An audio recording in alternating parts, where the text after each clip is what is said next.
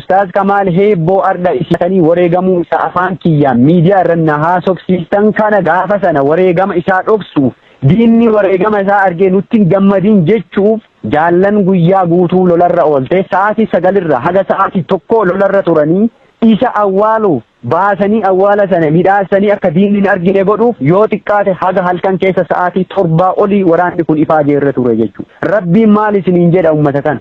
Maal isiniin jedha? Rabbi jala deemtanii rabbi jala teettanii waan hubatamuu qabu maanan gaafanne maanatti nan bilbil miidiyaan rabbaate maa iyyita miidiyaan rabbaate maa diina faana sirbita hoogganni naannoo sanii bilbila isaanuu kenna waan akkasiitu dubbatamaa jira adda baafanne maaf hin jenne waan nama ajaa'ibu waan nama dhibu har'a yoo viidiyoo suuraa poolisoota gaafa sana boojinee maxxansine bifa fuula isaanii kalarii jijjiirtanii inni isa kana jettanii dubbattan ceerri haga kana caala hin jiru jechuudha. Nu ceersitanii jechuudha. Dhugaa isinitti himaan. Ceera guddaadha jechuudha. Mataa gadi nu qabdan hamilee nu cabsitanii jechuudha. Gaafa suurri viidiyoo diinaa dhufee kalariin jijjiirame inni kana jedhamu akka ajandaa diinni bocee maa nu banne. Haga ammaa sa'aatii kanaatti namni nu banne jira. Namni mee addanuu haa baasuu isa nuu dubbisaa jedhu jira jechuudha. Maal waan ta'u jirurraa addan baafattu ati ilaalte mul'ataa jira bar viidiyoo diinaa barbaasanii isa jechuun jiranii bar jaala wareegama isaa baasnee awwaallee bakka itti goonee biraa deemnee reeffi isaa galee dalloo maalii jira jechuun jiranii bar galee maatii isaa bira jira jechuun jiranii bar wareegamni isaa achi galeera jedhamu jira bar viidiyoo yeroo harka isaa duubatti hidhanii rasaasaan nama jahatu rasaasaan rashane jedhamu faatu dubbatamaa ture bar maan baasne ree viidiyoo sana warri sun maaf hin baasne viidiyoo sana kijiba haga kanaattu deemu jira bar kijiba haga kanaa jiru eenyutu nu gaafate eenyutu bilbilee nu gaafate Aishaa Goobanaa kaleessa boohaa turte jeneraal Aishaan boohaa turte jechuudha jaalli sun imimmaan isiin boohaa turte sun namatti hin dhagahamne jechuudha namni hin beekne jechuudha jaalli sun karaa keessaatiin nama nu gaafate irra nurraa hubate keessaa nama tokko namoonni gameeyyiin jajjaboon akka isii jira jechuudha warri karaa keessaatiin nurraa hubatee gaafas nu gadda akkanaattu nu jira jennee hubachiifanne jira ummanni kun ummata keenna otoo wanna qabatamaa hagasii argitu otoo haala akkasitti diinni deemaa jiruun akka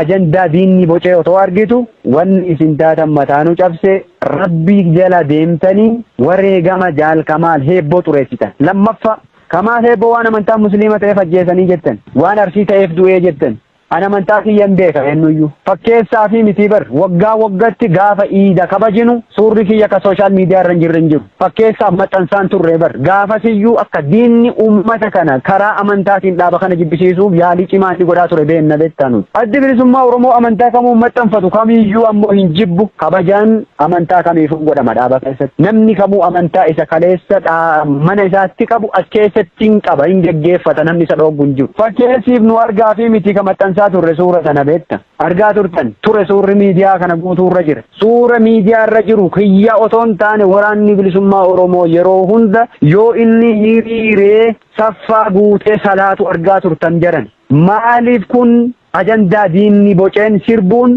ajandaa diinni boce faana deemuun kun haga yoomiitiif ta'a haga yoomii akkasitti deema haga yoomii shakkii qabsoo dirree keessatti haga yoomii shakkii dirree keessaa kanaan ummanni kun mataa wal dhukkubsaa oola bira darbee nu dirree jirru jiruuf jireenya keenya dhiisnee rakkoo keessa jirru dhiphisuun haga yoomiitiin gaafii guddaa jechuudha. Haga yoomii akkasin akkasi dhiphattan haga yoomii isin akkasi nu dhiphistan an hin beeku.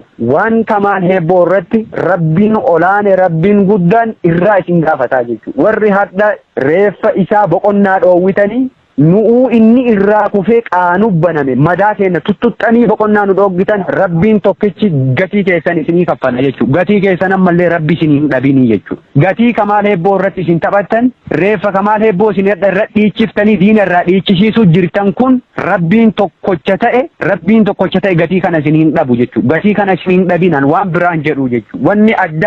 Wanni addaa wanni isinii dhiheessee isin itti amantan hin jiraatin yoo barbaade Kamaal Heebboo lolarra wareegame lolee wareegame nafiraan wareegame hoggana isaatiin dirree sanaan jiraachuu miti otoo dirree biraa jiraadhe otoo bakka biraa battala biraa jiraadhe otoo godina biraa keessa jiraadhe godina lolli sun itti ta'eyyuu jiraachuu baadhe wanna Kamaal keessa jiru guyyaaf daqiiqaan quba qaba jechuudha. Warri adda miidiyaa kanarra bahee iyyaa jiru akka wadala harree barooduu jiru kun warra Kamaal eessa akka jiru waraanni bilisummaa Oromoo eessa akka jiruu fi maalirra akka inni jiru maal keessa akka inni oolu hin beeknetu iyyaa jira jechuudha. Warra eessa jirraa keenya quba hin qabnetu iyyaa jira jechuudha. Warri eessa akka jirru quba qabu akkasi boo'u jira miidiyaa gubbabba'ee. Warri maal keessa akka nu jirru quba qabu boohaa jira. Maal uffatanii bulan maal nyaatanii bulan warri jedhu kan imimmaan boohu jiru sana beekta. Inni hadha achirraa baroodu jiru kun ayyaallaallattu warra karaa sirbi sirbantu akkasitti iyyuu jira ammallee boohaa jiran warri waan nu keessa jirru quba qaban. Akkam goonee isin amansiifnam. Wareegama kamaalii dhaqee baasaa ree isinii boolla. Isa baasee isinii fida. Ummata kana abbaa faadha isaanii rakkisuu fi mireedha. Rakkisaa ka argattanam sirbaa diina waliin. Wan biraan jiru diina gammachiistanii diinni nurra gammade wanni fidu ammoo hin jiru diin. Wanni nurra argatu tokkolleen hin jiru. Wanni nu laafsisulleen hin jiru. Wanni nu hubatu deebisulleen hin jiru. Olola yoo taate ololaaf bakka hin qabnu. Ololli kaleessas ture hardhas hin jira. Olola bakka nama kennu miti. Ololli warra duuba deebisuu miti waraana bilisummaa Oromoo ammoo. Kanaaf warri ta'e jettanii itti yaaddanii sirbaa turtan gatii keessan rabbi isiniin dhabin akka jalqaba jedhe sana jechuudha. Warri ta'e jettanii reeffa isaa gumaa isaa gar balleessuuf wareegama jaalaa ajjeefame jedhaa sirbaa turtan sun gatii keessan rabbi biraan dhabina. Warri ammoo otoon hubanne otoon beekin warruma mootummaan ergee sirbu faana sirbaa turtan jarana rabbi sodaadha.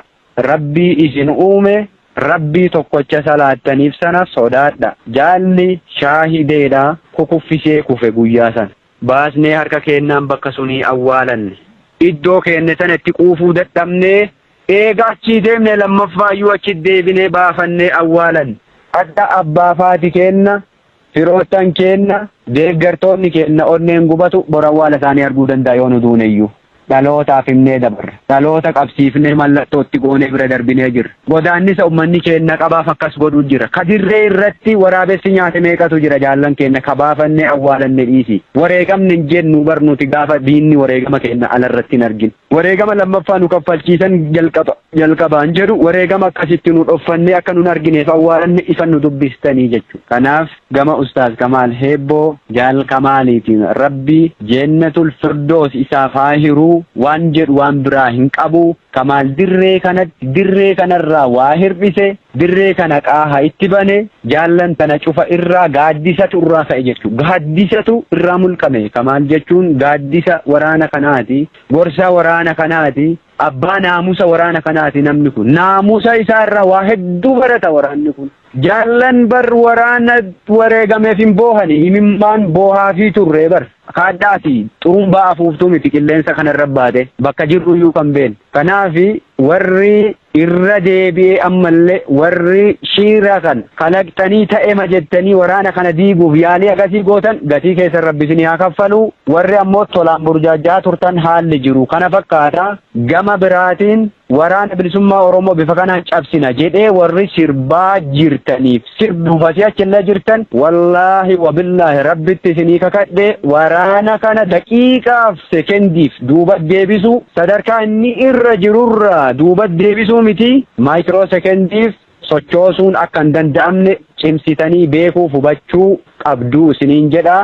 Waraanni kun xiiqeffatee jabaatee bakka inni itti wareegame maaliif akka inni wareegame yoo xiqqaate bar ergasii lola lama jajjabaa lole achirra waraanni kun lola ciccimaa lama lole lola guyyaa 12 fi lola guyyaa 18 lola ciccimaa lola jajjaba wareegama nama kaffalchiisuu lole dachaan baasaa ture gumaasa dachaan baasu jira hardhalle dachaan baasu jira jechuudha. Ammas borulle yoo ta'e bakka inni itti wareegame isa qofa miti jaallan nurraa kufan imaanaa isaan nurra gatanii deeman ba'aa isaan nurra dhiisanii deemaniif ololli nun laaffisu.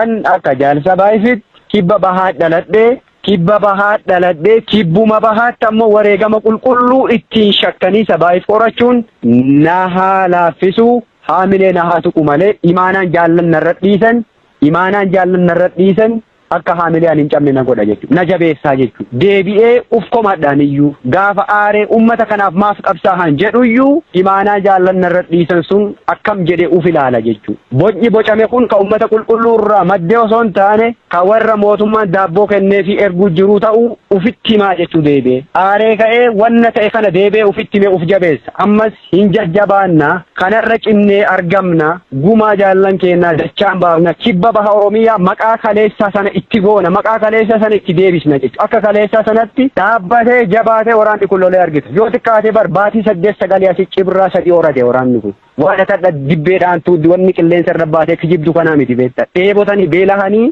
daa'ima isaa afaan qabanii daa'imman isaa afaan qabanii warri adda miidiyaa kanarra gangalatanii boohu jiran akkasiin nu dhabsuuf yaaluu jirtan kana hubatanii boohaa jiran kun beelahanii dheebotanii waraana kana hidhachiisanii jabeessanii bar sadarkaa kana biraan gahanii sadarkaa kana caalaa immoo jabeessuuf xiiqeffatanii hojjechuu jirani hojjetaa jirani biyya keessaa falaan irratti hojjechuu jirani jechuudha jabeessaa jiran jabaataa jira waraanni. Ayyee gaaffii keenya gara goolabaatti geessineerra mee gama tokkummaa uummata Oromoo akkasumas tokkummaa qabsoo Oromootiin wal qabsiistanii uummanni Oromoo haala hundumaa diddaa qabsoo keessatti geggeessaa jiru hidhannoo tumsuun wal qabatee haalota tokko irratti waan gabaabaa nuu jedhaati. Gaaffii keenya goolabnayyee. Gama tokkummaa uummata Oromootiin inuyyuu yoo duubanna deebisuu baate dhimma wareegama Ustaaz Kamaal Hebboo biratti waan tokkummaa uummata Oromoo sharafu hedduutu ka'aa ture jechuudha. Wallaggatti ajjeese, Ebalutu ajjeese, Harargeetti achi keessa du'e, Arsiitu maalii ta'e, Jinnitu akkana ta'e, Rabbi sodaadhaa dhiiroo. Nuti kabaaneef uummata Oromootiif Oromiyaaf qabsaa'u jirra. Biyya walaba taate Oromiyaa tarree addunyaa dhaabuuf qabsoo godhu jirra. Uummata Oromoo bal'aaf lolaa jirra. Oromoo keessaa dhalanne, gandaaf hin dhalanne, ollaaf hin dhalanne, ollaan beeknu, gandan beeknu, nu kabeennu Oromiyaati. Odoo gandaaf lolla ta'e, odoo kutaaf lolla taate. Maal gooti ijoolleen Arsii iddoo biraati. Maal gooti ijoolleen Shawaa ijoolleen giddu galeessa Arsii irra maaf loltee wareegamti. Ijoolleen Arsii maaliif Wallagga irra loltee wareegamti. Ijoolleen Harargee maaliif Boorana irra loltee wareegamti. Ijoolleen Gujii maaliif Arsii irra loltee wareegamti. Maaf wareegamu jiru. Jaallan godina biraa loltee kibba baa kana keessa wareegamaan turre. Lola gaafa 2021 keessa jaallan dirree irratti wareegamne gaafa lola kaambii eeban dhubboo lafa jedhamtu. Kagaafa kibba bahaa dhufee yoo baay'ate torbee tokko anin turii lola nurratti irratti jaallan wareegamne dirree irratti uummanni kaaseen awwaallee ijoollee san jaallan sun jaalli takka shagara Wallaggaati Arsiitu ajjeese maan jedhin Wallagga gaafas jaalli tokko Harargeen maasiintu ajjeese nuun hin jedhin dirree gubbaa wareegamanii bar wareegama sana baafachuu dadhabnee gangalannee baanee bar iddoo sanarra deemnee galle bosonatti. Maalarra cabsannee biraa deem achii baasee uummata Oromoo awwaale beekta maanuun gaafatin gaafat sammuu keessa iddoon ni jiru laala bakka jirru argitanii maafin gaafatin gaafatan Rabbi sodaadha shakkiin kaleessa yoo jiraate jira shakkii kaleessa sana har'a gaffiddanii nuun hin jeeqina shakkii kaleessaaf dhiisi nama kaleessa yakka sana hojjete gaafadhu bakka barbaadde nun jeeqin har'a immoo gadi dhuftee asitti shakkiin kaleessa isin achi waliin bukeessan achi waliin jeeqan sun ka diinni ajendaa godhee uummata kana gargar dhiibu sun kaleessa jechuudha. Inni har'a qabsoo qulqulluu godhu jirra. Waan kaleessa warri qabsoo gane dalageef har'a immoo as keessa shakkii uumanii qabsaa'ota xureessuun ta'uun qabu beekuu qabdan kana hubachuun barbaachisaadha jechuudha. Kana hubachuun ammallee nurraa eegama jechuudha. Tokkummaan uummata Oromoof tokkummaan jaallan kana akka hin sharafamne dura dhaabbannee laphee keenya kenninaaf jechuudha. Adda keenya kenninaaf jechuudha tokkummaa uummata Oromoo kan sharafamu. Tokkummaa jaallan keenya kan sharafamuuf adda keenya kennineef itti wareegamnee dabarraa jechuudha. Tokkummaan jaallan kanaa hin sharafamu, tokkummaan qabsaa'otaa hin sharafamu, tokkummaan uummata bal'aa hin sharafamu jennee adda keenya kennuuf jira.